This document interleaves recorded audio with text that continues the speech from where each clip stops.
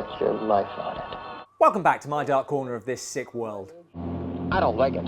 Requested by one of our Patreon supporters, Invasion from Inner Earth is the 4th film we've reviewed directed by Bill Rebane. Please subscribe to see the others. And it opens with an electronica rip-off of The Good, the Bad and the Ugly.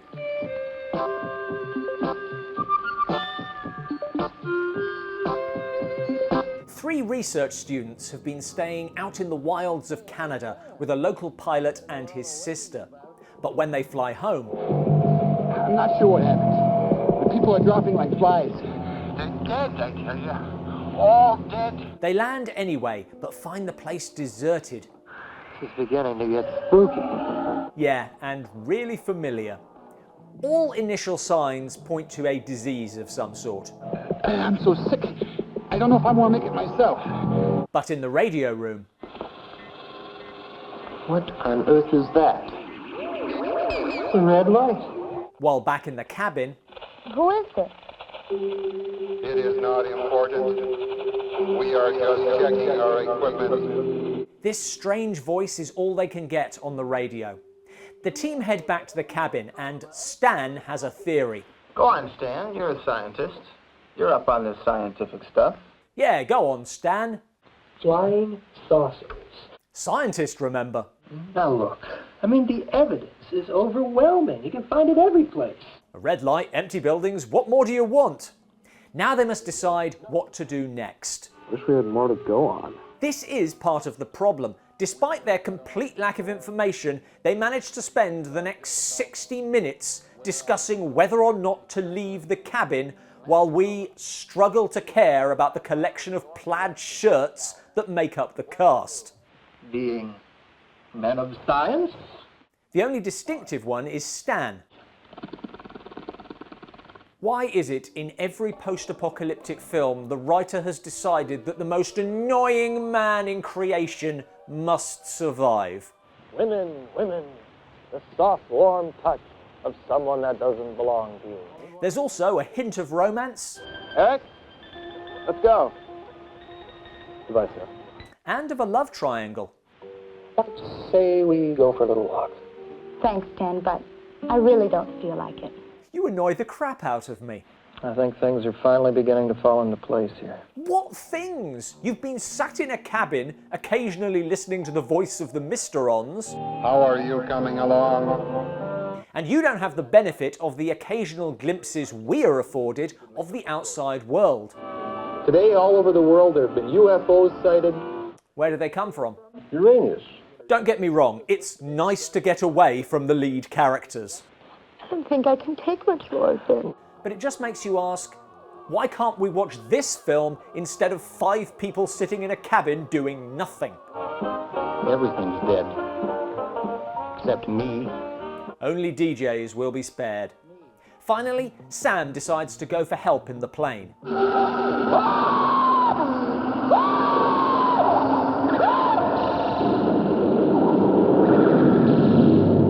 Then Jake tries it on a snowmobile.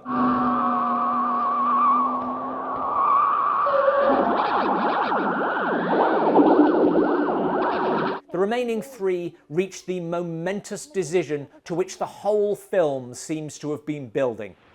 I think we should just sit here and wait it out.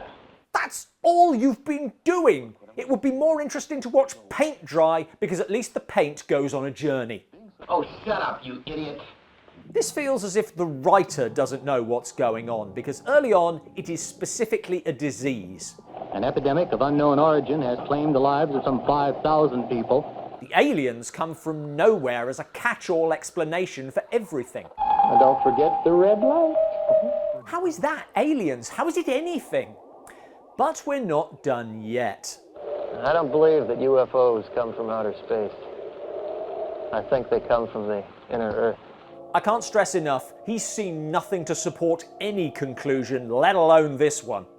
About 8,000 years ago, the planet Mars came within very close proximity to the Earth, even closer than our own moon.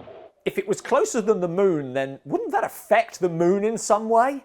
Mars stayed close to the Earth for approximately 2,000 years. Scientists remember.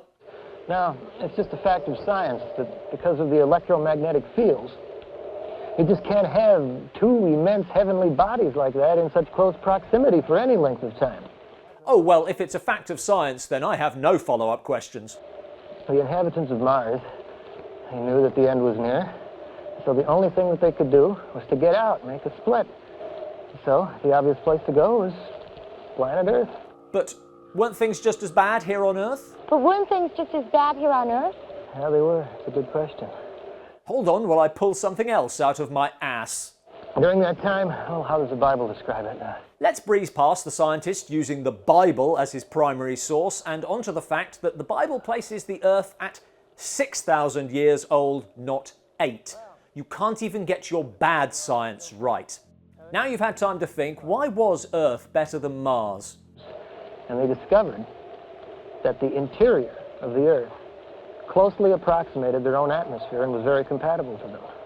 Now, honestly, I don't think we really need our science advisor on this one, but let's get his reaction anyway. Dad, have the planets ever moved out of their orbits for a few thousand years and then gone back again? I'm not convinced, but some scientists consider it was possible. Okay, cards on the table. That was not the answer we were expecting when we first shot this review, hence the last-minute drop-in. But does that mean that Mars's atmosphere is comparable to Earth's interior? No. Of course it's not. If it was, all you would need to colonise Mars was caving equipment. I don't think this could get any less believable.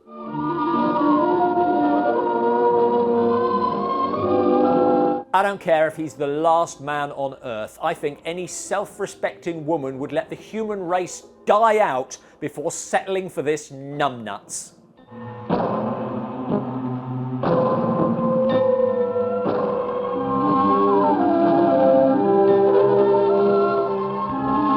I don't know what this is, but after the Mars thing, really, who cares? That brings me to a very interesting conclusion. Thanks for watching. To see more post-apocalyptic reviews, click here. Has any other film more completely wiped out its limited credibility in one conversation? Let us know in the comments below. Well, I'm getting out of here, one way or another.